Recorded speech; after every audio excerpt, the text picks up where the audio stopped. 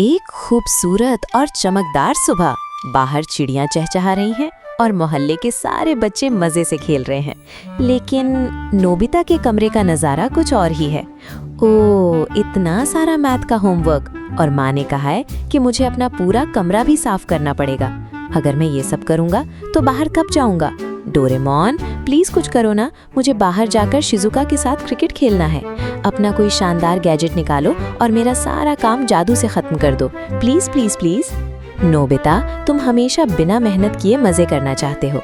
Homework और सफाई तुम्हारी जिम्मेदारी है, कोई खेल नहीं। ठीक है, मेरे पास एक उपाय है। ये है कॉपी कैट शैडो। इस लाइट को अपनी परछाई पर डालो और वो तुम्हारी तरह सारे काम कर देगी। लेकिन एक बहुत जरूरी बात याद रखना, इस गैजेट को किसी भी हालत में घर के बाहर मत ले जाना। इसका असर बाहर खतरनाक हो सकता है।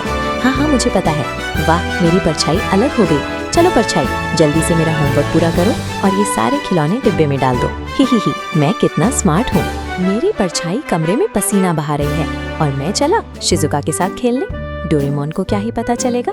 नोबिता ने अपनी जिम्मेदारियों से बचने का रास्ता तो ढूंढ लिया, लेकिन डोरेमोन की चेतावनी को नजरअंदाज करना उसे बहुत महंगा पड़ने वाला है।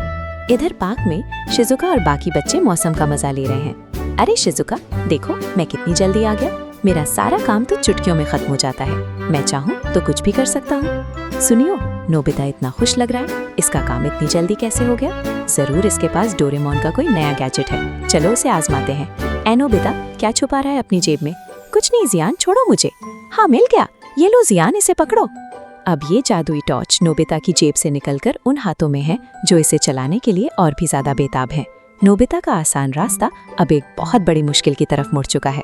हा, अब हम भी अपना सारा काम इस गैजेट से करवाएंगे। हाँ जियान, मुझे आज बगीचे के पौधे ठीक करने थे। अब मेरी परछाई करेगी। लाओ, पहले मैं इस्तेमाल करता हूँ। ये लो। अरे, जल्दबाजी में सुनियो का निशाना चूका और गैजेट की रोशनी सीधा एक आवारा कुत्ती की परछाई पर जा गिरी। बेवकूफ सुनियो, ला मुझे दे, मुझे सफाई करने। अरे बाप रे, जियान के धक्के से रोशनी सीधे पास पड़ी एक बड़ी झाड़ू की परछाई पर पड़ गई। मम्मी बचाओ, कोई मुझे इस भयानक परछाई से बचाओ। ये कुत्ते की परछाई तो सचमुच मुझे काटने के लिए मेरे पीछे दौड़ रही है। अरे, ये झाड़ू तो हवा में उड़ रही है। आउच, मुझे छोड़ दे। वो पागल परछाई वाली झाड़ू जियान को गोल गोल घुमाकर सीधे पास के कीचड़ वाले गंदे तालाब में बहुत जोर से फेंक देती है। पार्क में हर तरफ भागदौड़ मची है। काम से बचने की एक छोटी सी कोशिश ने पूरे मोहल्ले को इस मजेदार और डरावनी उथल पुथल में पूरी तरह डाल दिया है। ये चीखने की आवाजें कैसी हैं? अरे नहीं, जियान और सुनियो, ये सब मेरी गलती है डोरेमोन।